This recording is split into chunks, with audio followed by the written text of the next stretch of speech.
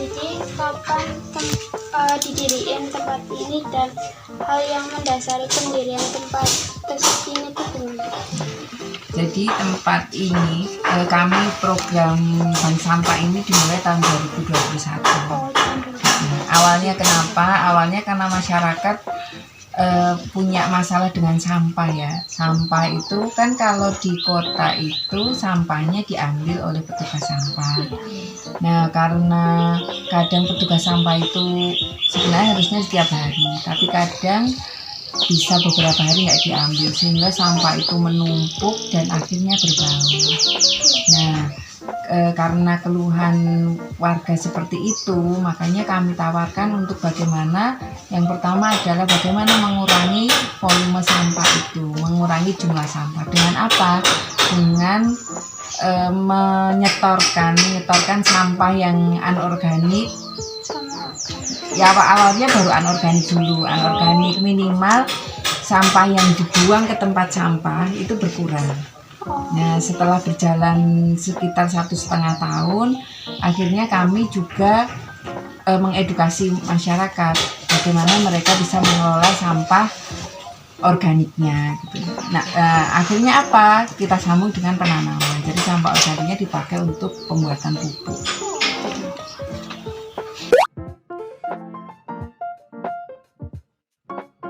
Bagaimana sampah diolah di tempat? Sampahnya diolahnya kalau yang anorganik kami setorkan ke pengepul sampah. Kalau yang anorganik, kalau yang organik diolah ada dulu kami pernah membuat komunal.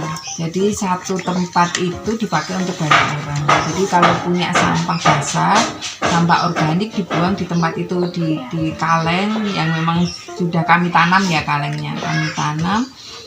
Terus masyarakat membuang sampahnya organik di sana.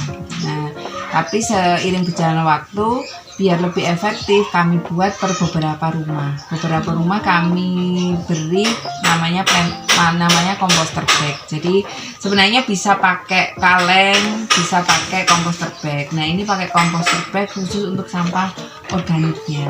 Gitu. nanti dibikin pupuk. Nah, kalau komposter bag berarti jadinya pupuk kompos. Pupuk kompos pupuk kompos yang nanti seperti tanah itu loh bentuknya. Gitu. Tapi ada sebagian yang kami buat pupuk organik cair gitu. Jadi yang ini kami mencoba yang sampah organik tapi bentuknya dari hewan gitu. Misal punya di sini kan juga ada ikan ya, memelihara ikan. Nah, ikan yang sudah mati, nah itu kami jadikan sebagai pupuk organik cair. Ya. Nah kan media planter bag karena di kota ya, jadi tidak ada yang penanam secara langsung, tapi ada juga yang melalui planter bag itu. Nah planter bag itu sampah sebelum 6 bulan sudah bisa dipakai. Karena sebagian sampah yang sudah tercampur itu nanti dimasukkan untuk media tanamnya.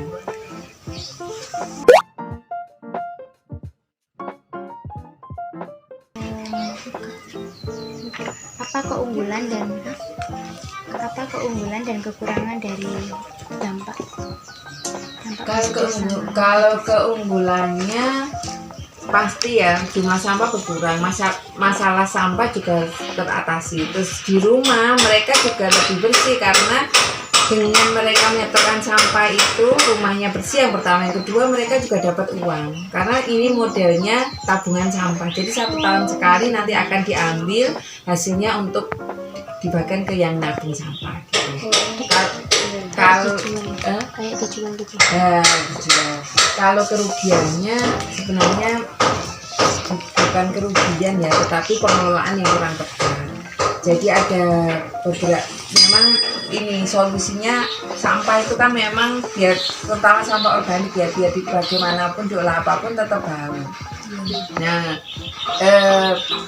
kami memang terus belajar untuk mengelola sampah itu. Yang awalnya kalau sampah organik itu tidak bisa cara untuk mengolahnya, maka itu akan menjadi bau. Bahkan baunya seperti bau bangkai. Itu sudah pernah kami alami. Tetapi di waktu-waktu akhir ini sudah beberapa waktu ini sekitar setengah tahunan ya, itu sudah teratasi gitu, karena kita sudah tahu, terus belajar dan tahu bagaimana cara mengelola sampah sehingga tidak menyebabkan bau. Apakah dengan berdirinya bank sampah mempunyai manfaat yang signifikan untuk lingkungan sekitar? Pasti karena ya itu tadi sampahnya berkurang, sudah tidak ada bau ya, terus lingkungan juga kelihatan semakin bersih karena sampahnya tidak sampai membludak dari tempat sampah itu. Terus keunggulannya juga karena kami sambung dengan penanaman sehingga lingkungannya juga menjadi lebih asri. Siapa yang mempunyai program bank sampah dan programnya apa? Program bank sampah di sini berada di bawah Pokja 3. Prokernya bank sampah adalah nabung sampah. Jadi fokusnya memang ke ibu-ibu PKK ya. Jadi ibu PKK diajak untuk bagaimana mereka mengumpulkan sampah sebulan sekali disetorkan ke bank sampah. Ini yang utama. Yang selain itu juga ada dari pihak kami kerjasama dengan Change for Wash, terus ada Zero Wash. Itu mereka mempunyai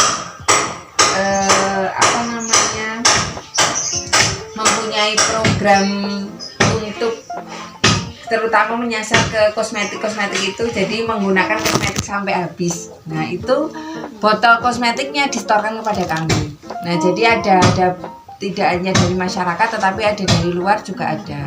Nah itu programnya. Terus kami juga ada program subsidi tabungan daging dan sembako dari hasil sampah. Jadi keuntungannya dijadikan untuk subsidi mereka daging setiap 1 tahun, sembako itu kami subsidi dari hasil dari sampahnya tadi.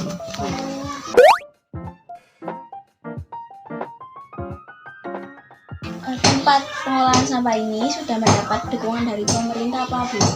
Pemerintah sekitar? Kalau sekitar sudah ya. Jadi kami beberapa di kelurahan pun juga sebenarnya, tapi dukungan secara mereka tahu bahwa kami itu ada. Cuman untuk dukungan untuk pengelolaannya kami disupportnya dari rumah zakat. Ya. Kalau dari pemerintah secara bentuk bantuan belum ada. Cuman memang beberapa kali kami sudah mewakili Kelurahan Sukun itu untuk mengikuti lomba kampung berseri, baik di tingkat provinsi dan bulan ini di tingkat nasional. Ide pertama buat bikin bank sampah itu ide dari siapa? Mungkin dari warga atau? Idenya dari saat itu saya dan suami tahun 2021 itu 2020 akhir itu menjadi RT, dan setelah itu dikumpulkan warga, ternyata keluhan dari warga itu memang berkaitan dengan sampah. Makanya ini menjadi salah satu programnya RT sekaligus diturunkan, yang mengelola adalah Pokja 3 PKK RT. Tetapi sebenarnya di lingkungan lain, di tempat lain juga digerakkan. Penggeraknya pertama adalah rumah zakat, memang yang support terutamanya dari rumah zakat. Gitu. kira-kira waktu membangun bank sampah itu tantangan apa aja sih? Yang tantangan yang dirasakan waktu membangun? Tantangannya adalah ketika warga itu belum tahu, maka kita harus sebagai pengelola itu harus tahu yang disukai masyarakat itu apa sih, biar mereka itu mau mengumpulkan gitu. Yang awalnya mereka juga loh sampah kok bawa-bawa sampah gitu. Nah setelah mereka tahu ternyata dari sampah itu bisa menghasilkan uang, itu maka warga itu lebih semangat untuk bisa mengumpulkan. Nah itu yang memang menjadi sebenarnya awalnya tantangan. Terus ada apa ya, ada door prize untuk yang mengumpulkan sampah paling banyak dalam 1 tahun ini siapa gitu. Nah itu pengumpul terbanyak nanti kami beri hadiah gitu biar mereka lebih semangat. Nah kalau tantangannya adalah untuk bisa mengelola, karena bank sampah ini adalah miliknya masyarakat, bukan milik perorangan.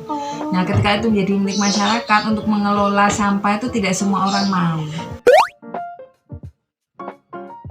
Pulang ya guys.